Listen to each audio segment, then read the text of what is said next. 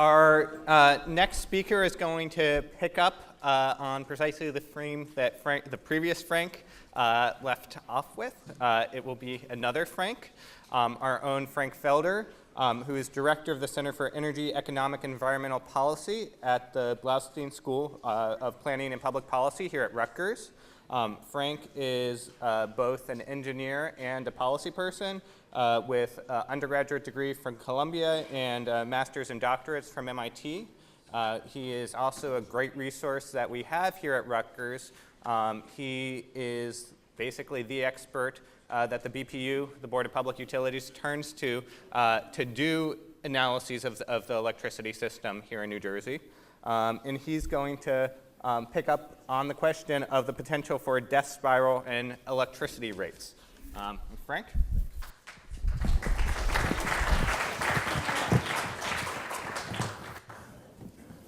Great. Well, good morning. Thank you for having me. Thank you again, Paul, for all your work and your colleagues' work with the Rutgers Energy Institute. Just to highlight or provide specific examples, I've had students, with Professor Seneca and I taught in a Burns seminar, who then later applied and were accepted to do an internship through the REI over the summer. And then they go on to be graduate students here and do doctoral work as well. So there's a real continuity of students, and picking them up at the start or near the start of the undergraduate education all the way through is an amazing accomplishment in such a short period of time. So what I suggest is break out your phones, your iPads, your laptops, because although the title is somewhat jazzy and sexy about death spirals, it's going to quickly devolve into a discussion about rate design. And there's nothing more tedious than an engineer talking about rate design in the electric power industry. So I won't feel insulted. So please walk out, get a cup of coffee, make new friends. What I want to do, though, is, and I think the theme of this is the integration, and Paul referenced the multidisciplinary, or the interdisciplinary, I like that word even better, between the sciences, and it's always fun when I hear the word sciences, because I think people typically mean a natural scientist or a physical scientist, but we should probably include social scientists as well. But the integration of the various disciplines to actually move energy policy in a more useful direction. And I think beneath all these discussions, as a former professor of mine said, we're really discussing and debating how we should live our lives. And that's a fundamental philosophical and political questions where technologists and people like me may be able to help, but deep down I think there are these, and I think that Congressman alluded to these deeper currents that we have to figure out how to address, as well as improving the technologies and economics. But in any event, I want to talk about that integration, or use this subject as talking about the integration between those various approaches, the importance of having an interdisciplinary approach, and also perhaps touch on our rhetoric going forward. So before you go to your phones or tune out, what's the answer to this question? Well, in one word is no. I don't think this is a real problem. It's a fun problem. It's made the Wall Street Journal and the New York Times, and their website's dedicated to the utility death spiral. You can go to a website that just has images on the utility death spiral, and I'll reference those coming along. So in one word, no. In two words, it should not. We can get it wrong. I don't think we will. We may not get there correctly or quickly or directly, but I think we can address this issue, and I'll talk about the conditions under which I think that makes sense. And if you really want to listen to the rest of this presentation, I'll give you the more complete answer. So I don't think the utility's existence, and here utility, I'm really emphasizing the transmission and distribution. I realize there's a generation piece, but for this talk, let's just focus in on the T&D, the transmission and distribution. I don't think its existence is in question. I think what it does, its essence is in question. And I'll explain that as we go. This is an exciting time to be a utility analyst or electric power industry analyst. It's a very difficult time, I think, for regulators like former President Commissioner Fox and others and our staff here, because everything's up for grabs. The purpose of the industry is up for grabs. We knew what the electric power industry was going to do in the 1940s. If it didn't move, we electrified it. It was almost that simple. Perhaps we had some trolleys that were electric as well. The strategy, the technological strategy was simple: economies of scale. Bigger is better, centralized power plants, push power, you and I, we just got it. And the industry structure was completely regulated, integrated, regulated utility, although that has now transitioned to this hybrid structure where we have markets and different types of markets, at least on the generation side to varying degrees, and in some places on the retail side. But for now, right now, the whole industry, the fundamental questions, what is it, what should it do today, are open, and it makes it really an exciting time. But I don't think the industry itself, the existence of it, is in question. Just to ground us, this is a simplified description of the grid. For you MBAs out here, this is the supply chain. Very linear, doesn't capture the network piece of the grid. The grid I'm talking about, I'm stretching the word in this context, is transmission and distribution, which is the green and the blue stuff. And the bugaboo, let's say, is behind the meter generation. Now, I'm going to use the example of solar. This isn't a veiled attack upon solar. I think solar is a great technology. I think it has a huge role to play, an increasing role. But I'm just going to use that as an example to get at this notion of the death spiral. It doesn't have to be solar. It could be any generation behind the meter. It could also be demand response, energy efficiency as well. We'll just to illustrate, for a broad audience, to provide us some stylized examples that aren't completely accurate, I'll probably slip into talking about solar. Okay, so we're going to talk about the blue and the green, the transmission and distribution system. So what are the economic characteristics which flow directly from the engineering or the physical characteristics of the system? They have high fixed costs. Just think about a transmission line. You don't need much labor to operate a transmission line. You need a lot of capital to build the tower, the line, and so forth. Of course, you need operations and maintenance, but it's a high fixed cost industry. Same thing with distribution assets, although they require more personnel. There are large economies of scale, at least historically there have been, and they continue on the T&D side, perhaps not on the generation side. And what this means is the investments are sunk. They're irreversible. If you build a transmission and distribution line and you decide as a policy matter we're going to pay for it over 30 years, a logical decision given the long-lived nature of those assets, and 10 years into it you say, well, this isn't working out, you can't convert that asset cost effectively to something else.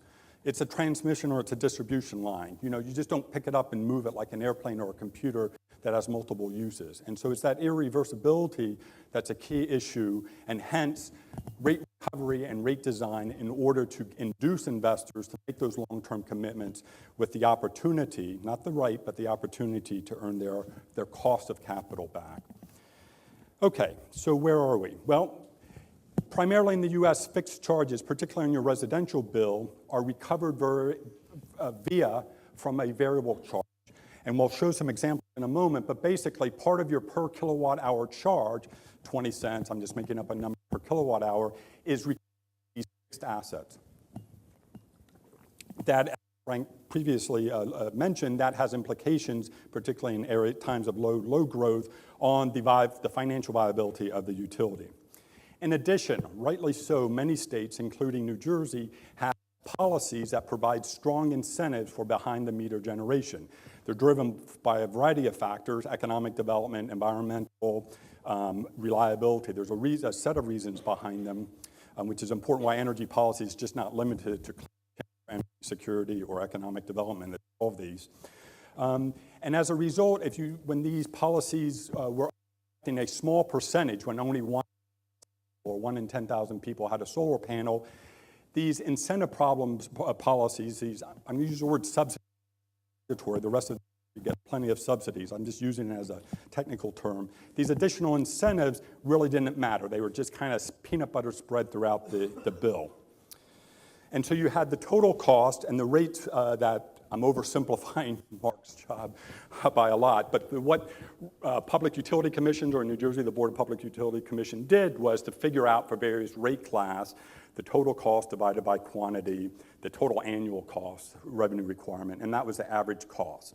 So the rate, not really a price, but the rate equals average cost. And if you've taken a microeconomics class, one equation you probably remembered, perhaps not the conditions for that equation, is prices in an efficient market should equal marginal cost, not average cost, right? And so if you remember that, you may not believe it, I suspect many of you don't believe it, but you should. Then you see we have potentially an efficiency problem. We'll get to that. Frank previously showed this slide. The y-axis is annual percent increases over time. And when the industry was going through its golden years and the annual growth rates were 7-10%, every 7 or 10 years, 10 or 7 years, the industry would double. growth solves everything. So if you look at a formula for stock prices and that last term is growth, if that growth is above the discount rate, it just makes the value of the stock go very high. So growth solves everything, almost everything, at least from a financial perspective. Okay, so what's going on? So we have this solar, so I have a little solar panel on my house, and I'm using this grid, and as you see in the blue piece, there's a net meter. And so it's just an artifact of the technology of the electric meters at your house or apartment that if you push power from the house to the grid, put aside some safety issues, that meter will run backwards. It's like your car. If you, old cars or old odometers, I guess, on cars, if you drove the car backwards, the odometer would spin in the opposite direction. So if you drove 1,000 miles forward and 1,000 miles backwards, even though you put 2,000 miles on the engine, the odometer would just show 0. You would sell it to your idiot brother-in-law and make a bundle, because he didn't really ask the question, how did you own a car for 2 years and never drive it? But obviously, if you go to whoever pays for roads and say, well, my net travel distance was 0, why am I paying road taxes? Right, it's a silly question. So obviously, the solar panel, in part, is relying on the grid, and we've kind of shrunk, or it's typically not surprising given our bills.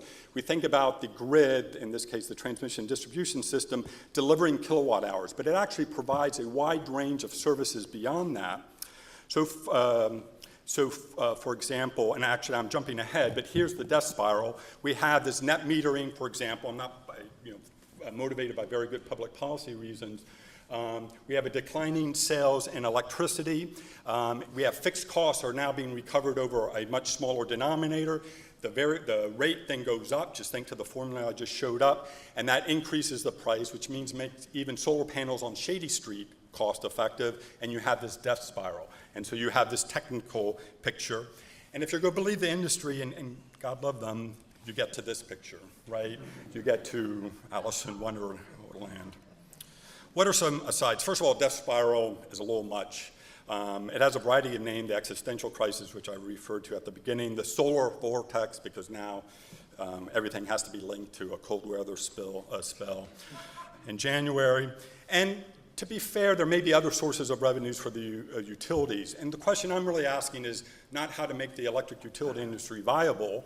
The question is, should we have an electric utility industry? How should it be structured? And then if we think we should, then of course it has to be financially viable. Otherwise, we'll never get the investments in order to meet our environmental, social, economic, and other goals. But there are other potential revenue streams for the utilities. Smart grid, whatever that means, let me know. Electric vehicles, which smart grid's really a term, an umbrella term that captures many things. Okay. So let's look at our electric utility bill. I'm just making up the numbers. We're paying 20 cents a kilowatt hour. What does that equal? Well, you're paying for the generation to be delivered from the centralized power station to your house. So that would include losses. Let's say that's 10 cents a kilowatt hour. You're paying for transmission and distribution, the delivery, but also the other services which I'll mention, the balancing, the quality control, the reliability. Let's just assume that's 8 cents a kilowatt hour. And then typically there's a tax or a surge charge or a combination, depends on the state, that fund things that we use revenues for. So in the case of New Jersey, the societal benefits charge, which funds various energy efficiency, renewable, and other very important programs. So here's the question, how do we allocate this fixed cost? Primarily, there are fixed costs in generation as well, but really the fixed costs for transmission and distribution. Okay, so in my view, unless the grid doesn't have value, which I think it will for many years to come, if not for even longer, but unless the grid doesn't have value, but if the grid does have value, we're still going to finance it. We're going to need it for the balancing services, the reliability, the resiliency, and so forth. Now that grid tomorrow may look very different from the grid today once we're integrating behind the meter generation, smart technologies, perhaps plug-in vehicles, more of a two-way flow, both in terms of information, but also in terms of power. The actual structure of the grid, the physics, not the physics so much, that won't change, but the infrastructure of it will change as we get, we can squeeze out capital savings with behind the meter generation, for example. So given that assumption, I think we'll still want to fund the grid. So how do we go about doing that? Well, here's the choice. If we don't, the grid will deteriorate, and given that I assume that we think it has value, we want to avoid that. So how do we do this? So now we have our little house, the solar, the sun is running, the net metering is occurring, but the panel, that house is using the grids, it's using it at night, for example, but even if it had storage, and storage is coming down and cost effective, really there are many types of storage that we need to run the grid. But in any event, if we have a rainy day, like Eeyore, then we still want to use the grid, and we have to figure out how to, this house who's benefiting from the grid, not just in terms of the delivery of electrons, but the backup storage, supply, and so forth. How do we do that? Well, just to extend that picture, if you think of microgrids, which Frank alluded to before, mentioned, distributed generation, combined heat and power, all that, plug-in vehicles, I realize this is a very busy picture, but what should pop out at you are the blue lines, the interconnections, the fact that this is a network, that there's value in networking all these different new and emerging technologies in an intelligent or smart way. And to the extent that is the case, then we want to be able, from a societal point of view, I would think, want to be able to figure out how do we fund this grid. Okay, so there is an exit. Change rate design. So time to fall asleep. And it's Economics 101, or my limited understanding of Economics 101. If you have a large fixed cost, you want to recover that in a fixed portion of a bill. So my suggestion is we move to a two-part tariff. This is nothing new. The industry knew this from the beginning of the industry. There was a debate and a discussion about how you should structure rates. This is not just unique to the electric power industry, it's unique to, it pertains to almost every capital-intensive industry. So this is nothing new. I'm not trying to claim this is some great insight. I'm just saying that we're going to have to move that way, I think, in order to maintain the usefulness of the grid to advance public policy objectives. So what would the new bill look like? Well, you would have a fixed charge, that's the F. Let's say it's $200 a month. And then you would pay a volumetric charge times your quantity that you used in that month. Now, because the transmission distribution company is a regulated monopoly, and I'll relax that assumption coming up, then the amount that they can recover is set by ratepayers, and as a result, if you transfer money from a volumetric charge into a fixed charge, the volumetric charge, the per unit charge, has to decrease. Now that has some important implications. One is equity. So we do many things with the electric power grid. It's not just to advance economic efficiency. Swirling around the regulatory process are stakeholders with various important interests, all the way from economic development to protecting seniors or disadvantaged populations or low-income populations. And so we do use the system, the electric power system in part, particularly on the distribution rates, to address perhaps perhaps not, issues of equity. So we can maintain that through the fixed charge. So my view is this is an important consideration. We don't want to unwind equity issues, but it can be handled, in my view, in this two-part tariff, fixed and variable charge. The more difficult part is these externalities. So the pollution, greenhouse gases, other air emissions, other pollutants, and I would even add energy security if you've read a newspaper recently. And if we drop that margin, the volumetric charge, going forward, a consumer was no longer paying 20 cents per kilowatt hour. They're paying a fixed charge. Once they pay that fixed charge, their variable charge going forward is 10 cents a kilowatt hour.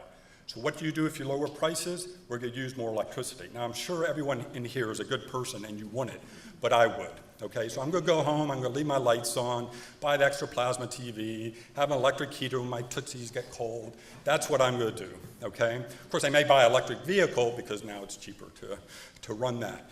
But if you think, which I suspect many people in this room are, and I agree completely, that we're not capturing all the externalities, greenhouse gases would be a big one, but not the only one by any means, we have a problem. Because now we corrected one efficiency problem, the fact that we're covering fixed charge from a volumetric charge, but we've now opened up because we don't have the correct price signal on the generation side accounting for the externality. So back to our low bill, we're paying 20 cents a kilowatt hour. We have a fixed charge. The generation is variable, let's say, just to make it conceptually easy. But we're not including the environmental externalities. And depending on your point of view, maybe they rise almost to the 20-cent bill, or maybe they're even larger. Okay, so when we change the rate design on the distribution side and transmission side, we potentially open ourselves up on the generation side. And what's interesting about that, at least in the US, they're regulated by 2 different jurisdictions, roughly, except for Texas, and that's always an exception. But it's on the retail side, it's at the state level. At the wholesale side, for our purposes, it's at the federal level. So we need to fix that pricing problem, which raises its own set of issues, RGGI, and you can go down the list. But at least in economics, 2 wrongs may make a right, so that's fun to say. It's called the theorem of the second best. I would like to say the 29th best, because we have a series of pricing inefficiencies that ripple through the systems. But here's, I think, a good example where if we don't understand the economics which come about from the technology, just the physics of how transmission and distribution system works, what makes a good idea may actually give unintended consequences, and that's part of the system or the interdisciplinary flavor I hope we are getting today. So what's the third regulatory challenge? Well, as I mentioned, the rate making is not just about economic efficiency, it's not just about doing calculus problems, pinheads like me, it's about promoting, advancing, negotiating various values, competing interests. So it's not just a simple calculus problem. If it was, we'd probably be worse off, but we'd be. So, to continue the Alice in Wonderland, it's the Mad Hatter. And within that environment, there's a lot of strategic behavior, that's economists speak for lying, and misunderstandings about what's really going on. So here's some final thoughts. If the grid continues to provide value, then I think we're going to move, and we are moving. We did this in natural gas in this state, but throughout the US, we're moving towards, we may call it by different names, but a fixed charge or something like a fixed charge. And that's my little diagram of the network. So even in the utility of the future of 20 or 30 years from now, if you think the network is providing those integration, reliability, informational services, we need to figure out how to capture those costs and do that in an efficient way. If it turns out that I can put a solar panel on my house and have storage and I can go off grid, then this rate design works as well. Because I would look at my fixed charge, I would look at my variable charge and say, hey, given my needs for reliability, or given that I'm on the sunny side of the street or whatever, I can just implement, for example, solar panels with storage. And I may decide to disconnect from the grid. And if that becomes widespread, we shouldn't be investing in the grid. The purpose of the utility is not to have them a business model. The purpose of the utility is to be useful. So we can live off-grid like this, but depending on your notions of what off-grid living is, maybe it's more like The Hobbit. So, I don't know if people saw Mad Men last week, but there's at the commune. But anyway, so more final thoughts. I get paid by the word here. Let's start thinking about stranded costs. Now, I was at a conference and I ran into my advisor. Hadn't seen him in 20 years. And up came the issue of stranded costs, which we were debating or discussing 20 years ago, and we both looked at each other and said, oh my God. I mean, I thought, great, I can pay for my kids' college education, but I'm not sure we're advancing the interests of society. But given that the grid may fundamentally change the distribution system, let's think ahead about how do we avoid, and as we start investing, make large investments in resiliency and strengthening and hardening utility assets, let's not find out in 10 years from now or 20 years from now, or at least let's think through what happens if we no longer need those types of investments. Potentially, I could see a future, I don't know when, I'm not good at predicting the future or the past, but when microgrids may be sufficient, that we could, quote, deregulate the T&D side of the system, have that as competitive entry, and the utility through market forces, the T&D portion, if they raise rates too high, I then build my solar panel with my battery or whatever, or I connect through a microgrid, but I'm off the grid, the utility grid. And so that's definitely a possibility. And so that would be interesting, and then the utilities would be forced to either to provide a business model based on competitive forces, like many of them are required to now on the generation side. Some final thoughts, focus on the prize. Let's get the marginal cost right, pricing right, but that is a big lift. It's not an economic problem, it's a political problem. So, Congressman, if you could take care of that for me, I'd appreciate it. And this is where the rhetoric gets into. I'm not a rhetorician, I was in the Navy, I was an engineer, I tend to speak directly, but my suspicion is trying to convince people by calling them names isn't helpful. You just gotta suck it up. I don't know how to do it, but I think that's really the problem, is how do you convince people who have different beliefs, and I think that's where we're at. And this gives rise to the issue of, we got to be careful when imposing policies because we need to try to think through the implications and unwind certain implications as the policy changes over time. And with that, thank you very much.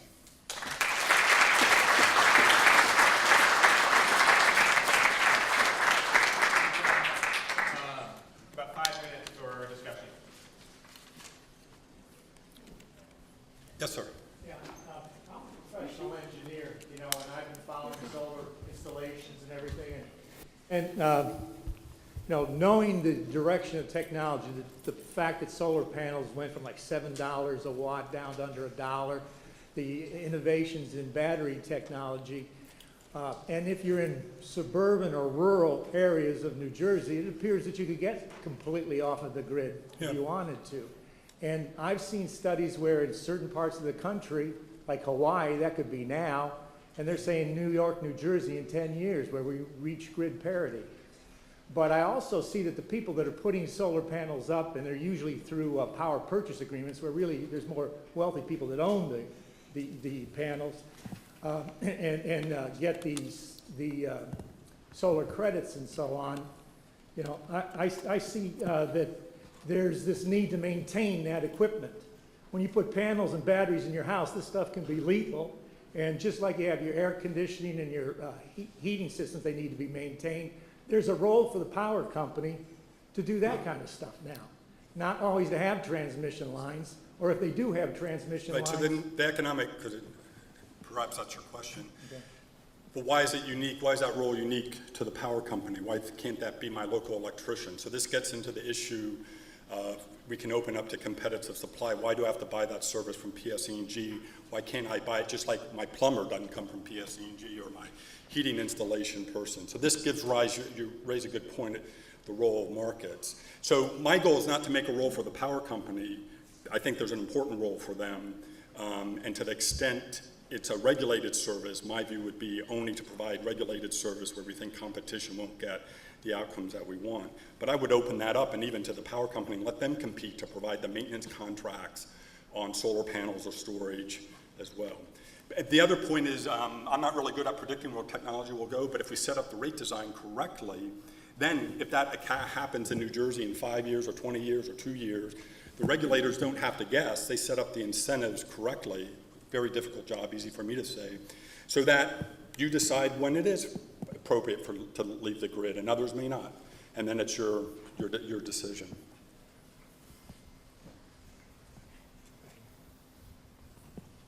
Yes, sir. When a power company buys back electricity from a solar panel, for example, do they buy it back at the same price that they sell it? Yeah, they buy it back at retail. That's the issue. At least in New Jersey, not in every state, but yeah.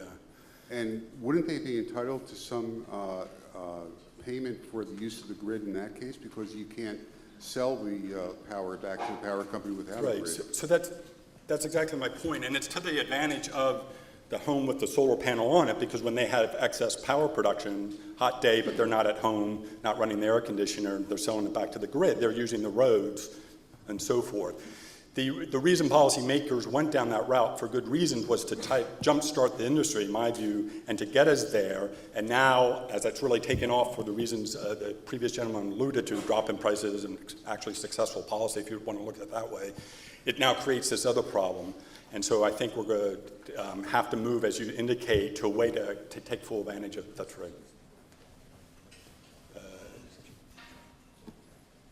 Whoever you want to. Beatrice runs the show.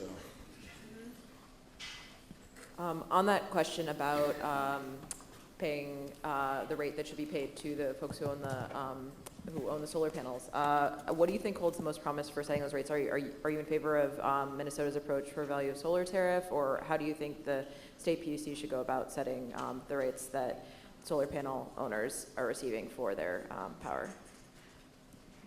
Mine is internalize the externality on the generation side, have fixed costs, recovery for the fixed costs, and then you can, either through a carbon tax or other taxes, it's not just carbon or greenhouse gases, or cap and trade system.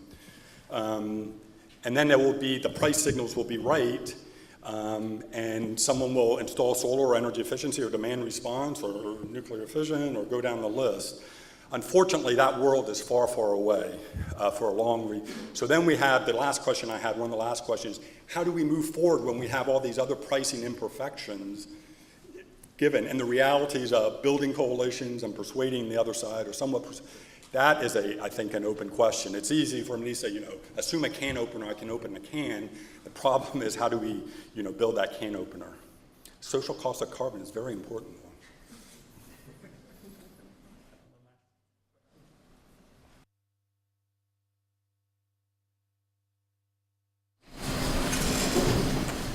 Frank, I was wondering, with the commercial metering systems or the demand charge, is that similar to what you're talking about as far as the... Right, and what I don't know is typically, like for large industrial, the demand charges, and I oversimplified, so I'm not, you're exactly right. In a 15-minute or 30-minute interval, so that's more like the tariff. Like I said, this isn't a new proposal by any means. It's 100 years old, even older than I am, but, I think we're going to have to move back towards that idea. Great, thank you very much. Have a good day.